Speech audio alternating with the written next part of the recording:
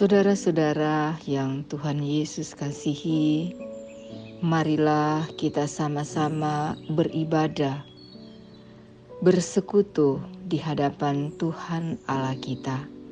Sebelum kita melakukan setiap aktivitas kita, tugas kerja kita datang kepada Tuhan dalam ibadah kita kepada Tuhan. Mari saudara-saudara kita berdoa. Ya Tuhan Allah, kami datang kepadamu. Kami bersyukur oleh karena kasih-Mu kepada kami.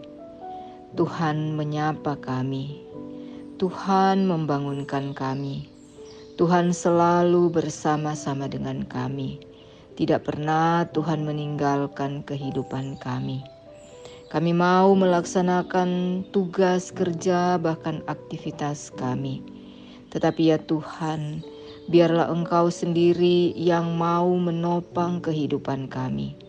Bahkan kami sebentar akan mendengarkan akan sabda kebenaran firman-Mu. Biarlah Tuhan sendiri yang hadir lewat firman-Mu. Kami dapat menjalankan akan setiap apa yang menjadi tugas kerja dan tanggung jawab kami, berlandaskan atau berdasarkan firman-Mu ya Tuhan. Terima kasih Tuhan, inilah doa kami.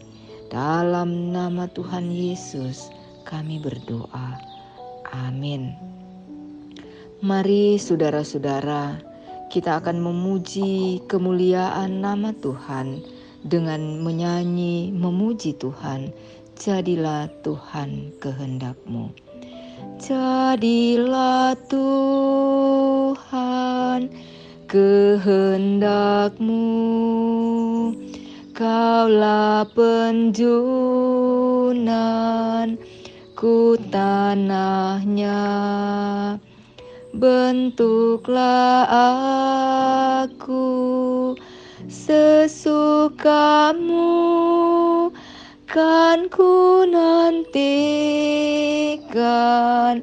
dan berserah.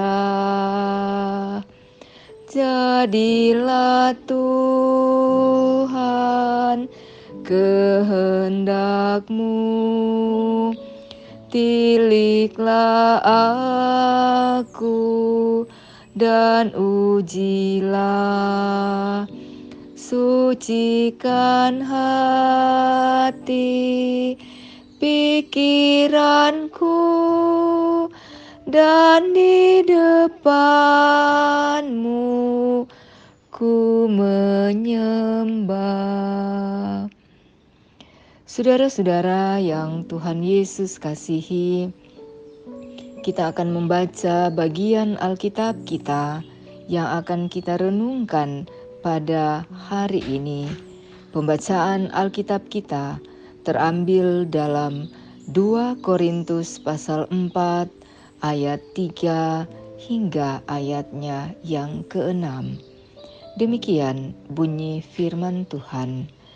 Jika Injil yang kami beritakan masih tertutup, maka ia tertutup untuk mereka yang akan binasa, yaitu orang-orang yang tidak percaya, yang pikirannya telah dibutakan oleh ilah zaman ini, sehingga mereka tidak melihat cahaya Injil tentang kemuliaan Kristus, yang adalah gambaran Allah. Sebab bukan diri kami yang kami beritakan, tetapi Yesus Kristus sebagai Tuhan, dan diri kami sebagai hamba-Mu karena kehendak Yesus.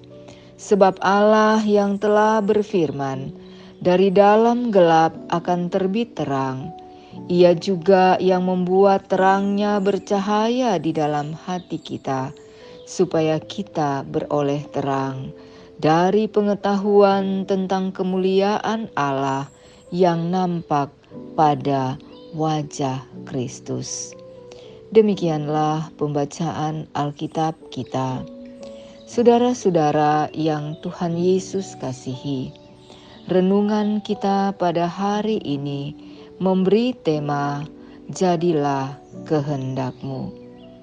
Saudara-saudara yang dikasihi dan diberkati Tuhan Yesus, manusia dalam hidupnya tidak luput dari perbuatan salah yang tidak berkenan kepada Tuhan Allah.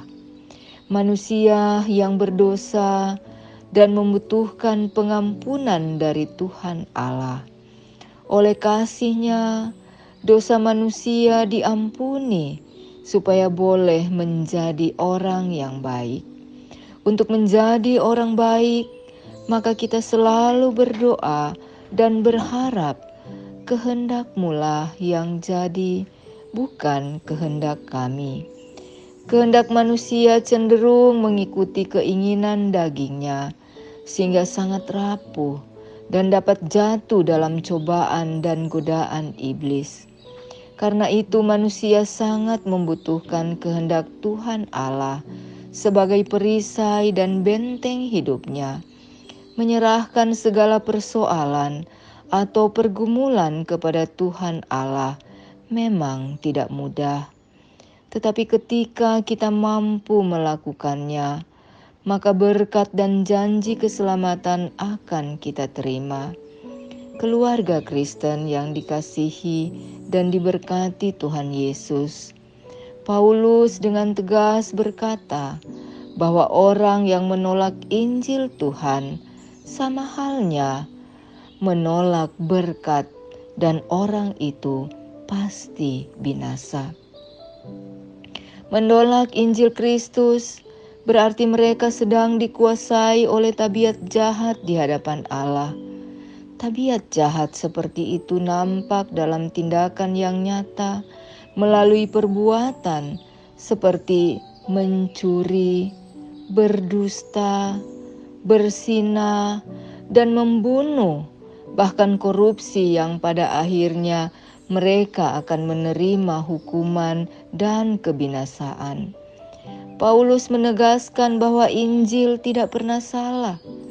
Yang salah adalah orang yang sengaja menolak Injil dan tetap melakukan segala yang jahat. Orang seperti ini pasti mendapat hukuman. Perbuatan jahat yang dilakukan oleh manusia mencerminkan bahwa mereka sedang dikuasai oleh si jahat atau iblis atau ilah zaman ini. Karena iblis dapat mempengaruhi, bahkan mencelakakan umat manusia untuk tetap ada dalam ikatan dosa. Iblis adalah pendusta, pembunuh, pencuri, dan kejahatan lainnya. Bahkan iblis dapat membutakan hati manusia supaya tidak percaya kepada Tuhan Allah di dalam Yesus Kristus. Surat Paulus disampaikan bukan dalam rangka membuat pembelaan tentang Injil yang diberitakannya, tetapi memberi penegasan bahwa Injil itu adalah benar dan berasal dari Tuhan Allah. Karena itu orang yang berjalan menurut Injil Tuhan pasti diselamatkan. Paulus bukan meninggikan dirinya, melainkan supaya Yesus Kristus yang ditinggikan dan dimuliakan. Paulus sebagai hamba Tuhan tampil supaya Injil Kristus dipermuliakan, bukan dirinya. Karena menyadari bahwa oleh kehendak Tuhanlah dia boleh menjadi pemberita Injil. Sebagai keluarga Kristen, kita harus melihat bahwa segala sesuatu yang kita nikmati dan rasakan, apakah itu kekuatan, kesehatan, dan berkat, bahkan pergumulan adalah karena kehendak Tuhan. Karena itu, janganlah berbuat jahat, supaya berkat Tuhan Allah tetap mengalir dalam keluarga kita. Mintalah dan agungkanlah Tuhan Allah dalam Yesus Kristus, supaya kehendak-Nya yang jadi, bukan kehendak kita. Tinggikanlah Tuhan Allah, maka segala hormat dan kemuliaan pasti dinyatakannya kepada kita selaku keluarga-keluarga Kristen. Amin. Mari kita berdoa. Terima kasih ya Tuhan. Tuhan sudah berfirman kepada kami bahwa jadilah kehendak-Mu ya Tuhan atas kehidupan kami, bukan kehendak kami. Biarlah kami menuruti apa yang menjadi maksud dan firman-Mu. Kami tidak menjadi manusia-manusia yang jahat, yang tidak menuruti apa kata firman-Mu. Terima kasih Tuhan, berkatilah kami pada hari ini. Dalam nama Tuhan Yesus kami berdoa. Amin.